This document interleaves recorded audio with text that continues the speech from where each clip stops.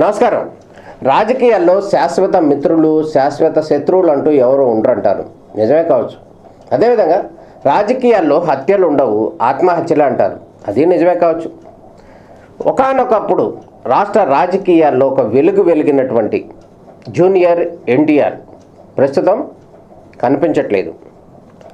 రాష్ట్ర రాజకీయాల్ని ఒక చక్రం తిప్పాలని చెప్పి భావించినటువంటి జూనియర్ ఎన్టీఆర్ గతంలో ఒక ప్రత్యేకమైనటువంటి అభిమానులను సంపాదించుకున్నటువంటి జూనియర్ ఎన్టీఆర్ ప్రస్తుత రాజకీయాలకు బహుదూరంగా ఉన్న పరిస్థితి కనపడుతుంది. కారణం ఏంటి? ఏం ఆలోచిస్తే ఏం జరిగింది? దీనిపై ఒక ప్రత్యేక విశ్లేషణ మనకి కనపడుతుంది.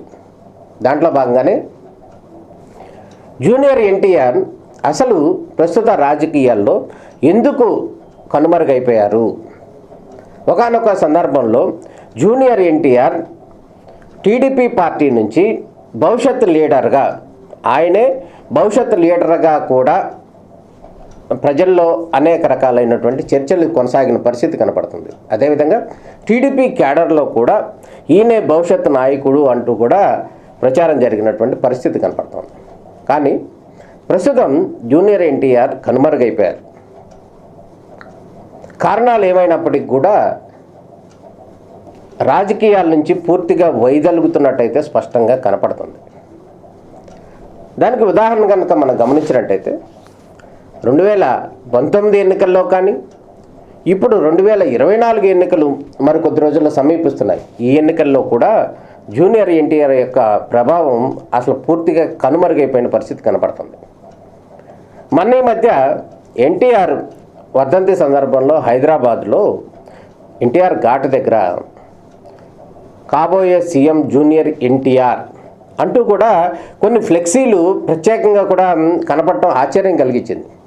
అసలు రాజకీయాల్లోనే లేడు, ప్రస్తుతం ఏ పార్టీలోనూ లేరు, ఎవరికి అందుబాటులో లేరు. అదేవిధంగా ఆయన కొత్త పార్టీ పెడతారా అనే ప్రతిపాదన ఉన్నట్టు ఎక్కడా కనిపించట్లేదు. కానీ 2-3 నెలల్లో జరిగేటటువంటి ఎన్నికల్లో ఆయనే ఫ్యూచర్ సీఎం అంటూ కూడా అక్కడ ఫ్లెక్సీలు అక్కడ కనిపించడం చాలా ఆశ్చర్యం కల్పిస్తుంది. ఇదే అంశానికి సంబంధించి బాబాయిగా ఉన్నటువంటి నందమూరి బాలకృష్ణ కూడా ఈ ఫ్లెక్సీల విషయంలో కూడా కొంత సీరియస్ అయ్యారు. వాటిలన్నింటిని కూడా తొలగించాలని కూడా ఆదేశాలు ఇచ్చారు అనేది అయితే స్పష్టంగా కనపడుతుంది. జూనియర్ ఎన్టీఆర్ అనే అతను చంద్రబాబు నాయుడు, అదేవిధంగా నందమూరి బాలకృష్ణ ఫ్యామిలీలు ఏవైతే ఉన్నాయో ఆ ఫ్యామిలీలో ఉన్నటువంటి ముఖ్యమైనటువంటి వ్యక్తి, ఆ ఫ్యామిలీ మెంబర్గా ఉన్నటువంటి వ్యక్తి. ఇటువంటి సందర్భంలో జూనియర్ ఎన్టీఆర్ ఏ విధంగా దూరం అయిపోవటానికి కారణం ఏంటి? ఆయనకి ఏమన్నా రాజకీయంగా సంబంధించి ఏదైనా ఒక ఫ్యూచర్ ప్లాన్స్ ఉన్నాయా, లేకపోతే ఏదైనా తప్పుడు దారిలో ఒక రాంగ్ రూట్లో వెళ్తున్నారా, ఆయన్ని ఎవరైనా కొంచెం రాంగ్ రూట్లో గైడ్ చేస్తున్నారా అనేటటువంటి అంశాలు ఏవైతే ఉన్నాయో అవన్నీ కూడా తెరపైకి వస్తున్న పరిస్థితి కనపడుతుంది. దాంట్లో భాగంగానే గడిచిన కొన్ని రోజుల నుంచి జరుగుతున్నటువంటి పరిణామాలు ఏవైతే ఉన్నాయో ఆ పరిణామాలను కనుక మనం గమనించినట్లయితే చంద్రబాబు నాయుడు గారి సతీమణి, మాజీ ముఖ్యమంత్రి గారి సతీమణి నారా భువనేశ్వరి గారు, ఆమెకు సంబంధించి ఒక ఎమ్మెల్యే, అంటే అధికార పార్టీకి మద్దతు ఇస్తున్నటువంటి ఎమ్మెల్యే ఎవరైతే ఉన్నారో ఆయన తీవ్రమైనటువంటి ఆరోపణలు చేశారు. ఆ ఆరోపణలన్నీ కూడా చాలా ప్రకంపనలు సృష్టించిన పరిస్థితి కనపడుతుంది. ఆ సందర్భంలోనే నారా లోకేష్ ఏ విధంగా పుట్టాడు, నారా లోకేష్కి సంబంధించి పుట్టుకకు సంబంధించినటువంటి తీవ్రమైనటువంటి పదజాలం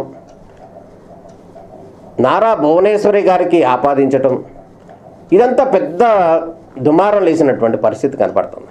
ఈ నేపథ్యంలోనే జూనియర్ ఎన్టీఆర్గా ఉన్నటువంటి ఆయన స్పందించినటువంటి తీరు సోషల్ మీడియాలో తన ఎవరైతే ఉన్నారో తన కుటుంబ సభ్యురాలుగా ఉన్నటువంటి చంద్రబాబు నాయుడు గారి భార్యగా ఉన్నటువంటి నారా భువనేశ్వరి మీద చేసినటువంటి వ్యాఖ్యల సందర్భంలో ఆయన స్పందించినటువంటి తీరు ఏదైతే ఉందో అది చాలా ఆశ్చర్యకరంగా కల్పించింది. ఏంటంటే భారతదేశంలో ఉన్నటువంటి స్త్రీలని ఎవరిని అనకూడదు, రాష్ట్రంలో ఉన్నటువంటి స్త్రీలని ఎవరిని కూడా అగౌరవపరచకూడదు, ఆ యాంగిల్లోనే ఈమెను కూడా అగౌరవపరచకూడదు అన్నట్టు మాట్లాడారు తప్ప తన సొంత కుటుంబ సభ్యురాలిగా ఉన్నటువంటి ఆమె మీద చేసినటువంటి వ్యాఖ్యలను కానీ చేసిన వ్యక్తి ఎవరైతే ఉన్నాడో ఆ వ్యక్తిని కానీ ఖండించలేదు. ఆయన వెనకాల ఉండి ఎవరు చేయించారో వాళ్ళనే ఖండించలేదు. కానీ తూతూ మంత్రంగా అయితే నామకే వాస్తే స్పందించారు అనేది అయితే కనపడుతుంది. ఆ తర్వాత జరిగిన పరిణామ క్రమంలో ఆంధ్రప్రదేశ్కి సంబంధించినటువంటి స్కిల్ డెవలప్మెంట్ ఏదైతే ఉందో దానికి సంబంధించినటువంటి ఆంధ్రప్రదేశ్ ప్రభుత్వం కూడా చంద్రబాబు నాయుడు మీద కేసు పెట్టడం, సిఐడి అధికారులు. దీనికి సంబంధించినటువంటి పరిణామ క్రమంలో చంద్రబాబు నాయుడిని దాదాపు రాజమండ్రి సెంట్రల్ జైలు 53 రోజులు శిక్ష అనుభవించటం, ఇవన్నీ కూడా అందరూ చూసాం జరిగినటువంటి పరిస్థితులు. ఈ నేపథ్యంలో చంద్రబాబు నాయుడికి ఇటు రాష్ట్ర వ్యాప్తంగా కానీ దేశవ్యాప్తంగా కానీ విదేశాల్లో కూడా చాలామంది అభిమానులు కావచ్చు, వారందరూ ప్రత్యేకంగా కుటుంబ సభ్యులు కావచ్చు, వారందరూ కూడా పార్టీలకి అతీతంగా ఒక నాయకుడిగాన్ని అరెస్ట్ చేసిన సందర్భంలో సహజంగానే కూడా సానుభూతి ప్రకటించారు. 14 సంవత్సరాలు ముఖ్యమంత్రిగా, 10 సంవత్సరాలు ప్రతిపక్ష నేతగా, దాదాపు రాష్ట్ర రాజకీయాల్లోనే దేశ రాజకీయాల్లో చాలా సీనియర్గా ఉన్నటువంటి చంద్రబాబు నాయుడిని అరెస్ట్ చేసిన సందర్భంలో అందరూ కూడా మూకుమ్మడిగా కూడా స్పందించారు, సానుభూతి తెలియజేశారు. కానీ జూనియర్ ఎన్టీఆర్ అనే నాయకుడు లేకపోతే వ్యక్తి లేదా అగ్ర హీరో ఈయనెక్కడా కూడా స్పందించినటువంటి తీరు లేదు. ఆయన తన సొంత కుటుంబ సభ్యుడిగా ఉన్నటువంటి చంద్రబాబు నాయుడు అరెస్టు పైన ఆయన ఎక్కడా స్పందించలేదు. ఆయన ఏ విధంగానూ కూడా రియాక్ట్ అవ్వలేదు, ఒక సానుభూతి కూడా ప్రకటించలేదు. దీంతోనే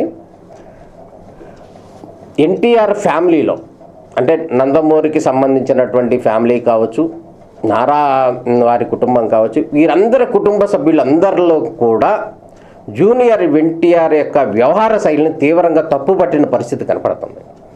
ఎందుకంటే అందరూ కూడా స్పందించారు, అందరూ కూడా మాట్లాడారు. కానీ జూనియర్ ఎన్టీఆర్ మాత్రం ఒక ప్రత్యేక ప్రణాళిక ఏదో మనసులో పెట్టుకుని దాంట్లో భాగంగానే ఆయన స్పందించలేదు అనే ఒక నాడుండి ప్రచారంలో ఉన్న పరిస్థితి కనపడుతుంది. జూనియర్ ఎన్టీఆర్కి సంబంధించినటువంటి అభిమానులు కూడా మనకి ఇక్కడ కొంతమంది ఉన్నారు.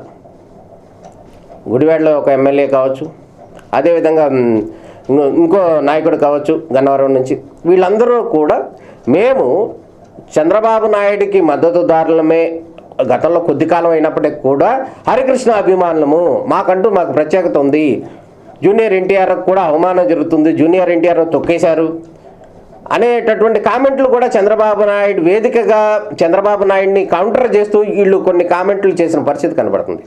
అదేవిధంగా చంద్రబాబు నాయుడు యొక్క కొడుకు ఉన్నటువంటి నారా లోకేష్ ఎవరైతే ఉన్నారో ఆయన్ని పైకి తీసుకురావడానికి, ఆయనకి వారసత్వం ఇచ్చే క్రమంలో జూనియర్ ఎన్టీఆర్ను తొక్కేశారు అంటూ కూడా కొన్ని కామెంట్లు చేసిన పరిస్థితి కనపడుతుంది. ఈ నేపథ్యంలోనే వాళ్ళ అనునయులు కానీ జూనియర్ ఎన్టీఆర్ అభిమానులు కానీ వాళ్ళు ఒక విషయం అయితే చెప్తున్నారు. అంటే మొన్నటి వరకు, అది ఇప్పుడైతే లేదు దాదాపు.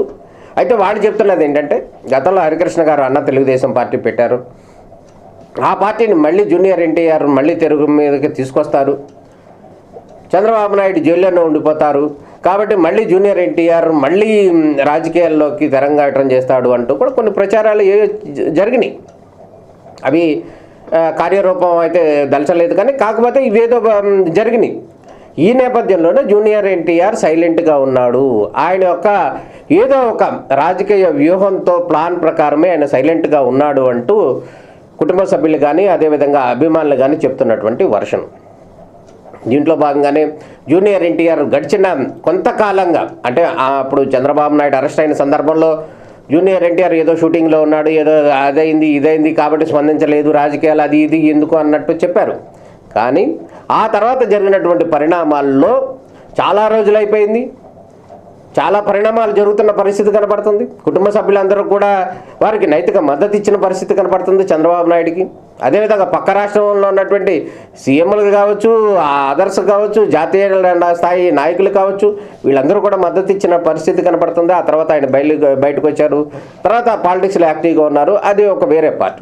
అయితే తర్వాత జరిగినటువంటి రాజకీయ పరిణామాల్లో అయితే ఇక్కడ ఒక విషయం కూడా చెప్పుకోవాలి. చంద్రబాబు నాయుడు జైల్లో ఉన్న సందర్భంలో పవన్ కళ్యాణ్, జనసేన పార్టీ అధినేతగా ఉన్నటువంటి పవన్ కళ్యాణ్ స్వయంగా జైలుకి వెళ్ళి చంద్రబాబు నాయుడిని కలిసి నేను భవిష్యత్తులో టీడీపీకి మద్దతు ఇస్తున్నాను, జనసేన పార్టీ కలిసి పోటీ చేస్తుంది అని కూడా బహిరంగంగా అనౌన్స్ చేసిన పరిస్థితి కనపడుతుంది. అంటే అక్కడ ఒక యాక్టర్గా ఉన్నటువంటి పవన్ కళ్యాణ్కు ఉన్న ఇమేజ్ చాలా ప్లస్ అయ్యింది అనేది అయితే ఒకటి వర్షం. అయితే ఒకవేళ టీడీపీ కనుక పార్టీకి సంబంధించి జూనియర్ ఎన్టీఆర్ సినీ గ్లామర్గా ఉన్నారు. గతంలో మన 2014 ఎన్నికల్లో కానీ అంతకుముందు కానీ చూసిన సందర్భాల్లో జూనియర్ ఎన్టీఆర్ అనేది ఒక సినీ గ్లామర్గా టీడీపీకి యాడ్ అయిన పరిస్థితి కనపడుతుంది. టీడీపీ కార్యకర్తలు కానీ తమ్ముళ్ళు కూడా వీళ్ళందరూ కూడా ఆయనే మన ఫ్యూచర్ నాయకుడు అంటూ కూడా వాళ్ళు ఆరాధించినటువంటి పరిస్థితి కనపడింది. ఈ నేపథ్యంలో చంద్రబాబు నాయుడు జైల్లో ఉన్న సందర్భంలో పవన్ కళ్యాణ్ వెళ్ళి దానికి చంద్రబాబు నాయుడికి జరిగినటువంటి పరిణామాలను ఖండిస్తూ, తీవ్రంగా ఖండిస్తూ మద్దతు ఇచ్చిన పరిస్థితి కనపడుతుంది. సో అక్కడ జూనియర్ ఎన్టీఆర్ యొక్క రావాల్సిన అవసరం లేదు, దానికి సంబంధించినటువంటి ఆల్మోస్ట్ ఫుల్ గ్లామర్ కూడా యాడ్ అయిపోయిన పరిస్థితి కనపడుతుంది. ఆ తర్వాత జరిగిన పరిణామాల్లో టీడీపీకి జనసేన, అదేవిధంగా భారతీయ జనతా పార్టీ కూడా కలిసి మద్దతుగా కూటమిగా ముందుకు వెళ్తున్న పరిస్థితి కనపడుతుంది. ఈ నేపథ్యంలో జూనియర్ ఎన్టీఆర్ యొక్క ఆవశ్యం అక్కడ గ్యాప్ అనేది లేకుండా పోయింది. రాజకీయంగా ఉన్నటువంటి గ్యాప్ ఏదైతే ఉందో ఆ గ్యాప్ లేకుండా అయిపోయిన పరిస్థితి కనపడుతుంది. ఒకానొక సందర్భంలో జూనియర్ ఎన్టీఆర్ బీజేపీకి సంబంధించినటువంటి అగ్ర నాయకులతో కూడా టచ్లో ఉన్నారు అనేదైతే జరుగుతున్నటువంటి ప్రచారం. అందులో వాస్తవం కూడా లేకపోలేదు. అమిత్ షా, జాతీయ నాయకుడికి ఉన్నటువంటి బీజేపీ అమిత్ షా కూడా హైదరాబాద్లో ప్రత్యేకంగా జూనియర్ ఎన్టీఆర్ వెళ్ళి కలవటం, మాట్లాడటం, చర్చలు జరపటం, కొన్ని భవిష్యత్ ప్లాన్స్ కూడా చర్చించడం వంటి అంశాలు ఏవైతే ఉన్నాయో ఇవి అందరూ చూసినవే. తర్వాత పరిణామాల్లో ఆయనకి కొన్ని జాతీయ అవార్డులు రావటం సినిమాకి సంబంధించి తర్వాత జరిగినవన్నీ కూడా కొన్ని వేరువేరుగా మారిపోయిన పరిస్థితి కనపడుతుంది. ప్రస్తుతం కనుక మనం గమనించినట్టయితే రాష్ట్ర రాజకీయాల్లో లోకేష్ని తప్పించి జూనియర్ ఎన్టీఆర్కి ప్రయారిటీ ఇస్తారంటూ కూడా జరిగినటువంటి చర్చలు ఏవైతే ఉన్నాయో అవన్నీ పక్కకు పోయినాయి. ప్రస్తుతం యువగళం యాత్రతో నారా లోకేష్ ఒక కొంతవరకు పరిపూర్ణత చెందినటువంటి రాజకీయ నాయకుడిగా ఆవిర్భవించినటువంటి పరిస్థితి కనపడుతుంది. ఈ నేపథ్యంలోనే జూనియర్ ఎన్టీఆర్ అనే ప్రస్తావన దాదాపు ఆల్మోస్ట్ టీడీపీలో క్లోజ్ అయిన పరిస్థితి కనపడుతుంది.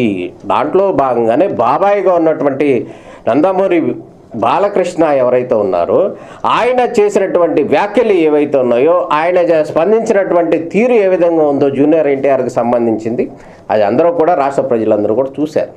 ఆయన ప్రత్యేకమైనటువంటి ఎజెండా పెట్టుకుని ఇది కుటుంబానికి ఇబ్బంది వచ్చినప్పుడు ఆయన స్పందించలేదు. అదేవిధంగా ఆయనకి ఏదైనా అవసరం అయితే కుటుంబం సపరేట్గా ఉంటుంది. ఇక్కడ వీళ్ళు చెప్పేది ఏంటంటే జూనియర్ ఎన్టీఆర్ అనే అతను వ్యక్తి సపరేటు, కుటుంబం ఒక పక్క అంటూ కూడా కొన్ని రకాలటువంటి వ్యాఖ్యలు కూడా వస్తున్నటువంటి పరిస్థితి కనపడుతుంది. అయితే మొత్తానికి జూనియర్ ఎన్టీఆర్ కనుక మనం గతంలో ఒక రాజకీయాల్లో ఒక ధృవతారగా ఎలిగినటువంటి ఒక స్థాయిలో వెళ్ళినటువంటి వ్యక్తి ఎవరైతే ఉన్నారో జూనియర్ ఎన్టీఆర్ ప్రస్తుత రాజకీయాల్లో కనుమరుగైపోయారు. ఆయనే కనుమరుగైపోయిన పరిస్థితి కనిపిస్తుంది. సెల్ఫ్ గోల్ జూనియర్ ఎన్టీఆర్ ఆయన ఏదో ఫ్యూచర్ ప్లాన్ని ఆలోచించి సెల్ఫ్ గోల్ చేసుకున్నారు అనేటటువంటిది స్పష్టంగా కనపడుతుంది.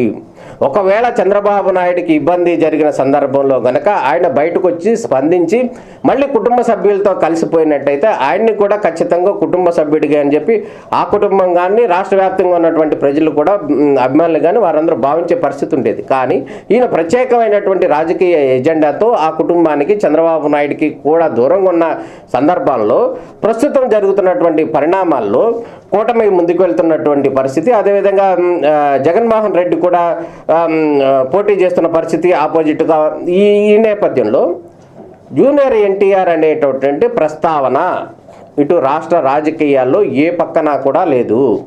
ఇటు కూటమి వైపు జూనియర్ ఎన్టీఆర్కి సంబంధించినటువంటి ప్రస్తావన లేదు. అదేవిధంగా ఒకవేళ భవిష్యత్తులో వైఎస్ఆర్సీపీ నుంచి ఏమైనా ఉంటుందో ఉండదో కూడా తెలియదు. కానీ ప్రస్తుతానికి ఆయన ప్రస్తావన అనేది సెల్ఫ్ గోల్ చేసుకున్నారు.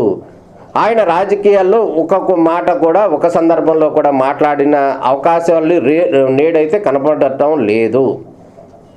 కాబట్టి రానున్న రోజుల్లో ఏం జరుగుతుంది, జూనియర్ ఎన్టీఆర్కి సంబంధించినటువంటి ప్లాట్ఫామ్ అనేది ఏదైనా ఉంటుందా, అసలు టీడీపీలో ఉంటుందా ఉండదా, లేదా ఆయన ఏమన్నా సొంత ప్లాట్ఫామ్ పెట్టుకుని ఒకవేళ భవిష్యత్ రాజకీయాల్లో బయటకు వచ్చే అవకాశం ఉందా, ఏది ఏమైనా కూడా మరోసారి మనం మాట్లాడుకుంటే రాష్ట్ర రాజకీయాల్లో కానీ దేంట్లో కానీ శాశ్వత మిత్రులు శాశ్వత శత్రువులు ఉండరు అనేది ఒక వర్షన్. రెండో వర్షన్ కనుక మనం గమనించినట్టయితే రాజకీయాల్లో హత్యలు ఉండవు, ఓన్లీ ఆత్మహత్యలే అని ఒక నానుడి ఉంది. ఆ నానుడికి 100% కన్ఫామ్ చేసే విధంగా జూనియర్ ఎన్టీఆర్ వ్యవహారం ప్రస్తుతం కనపడుతుంది. భవిష్యత్తులో ఏం జరుగుతుంది, ఎటువంటి పరిణామాలు ఉంటాయి, ఏం జరుగుతుంది అనేది అయితే మనం ఊహించలేం. కానీ రానున్న రోజుల్లో కూటమి కనుక జనసేన, టీడీపీ, బీజేపీ ఈ 3 పార్టీలతో కూడినటువంటి కూటమి కనుక అధికారంలోకి వస్తే ఆల్మోస్ట్ జూనియర్ ఎన్టీఆర్ యొక్క రాజకీయానికి సంబంధించినటువంటి భవిష్యత్తు ఆల్మోస్ట్ క్లోజ్ అయినట్టే, దాంట్లో ఎటువంటి సందేహం లేదు. నమస్తే.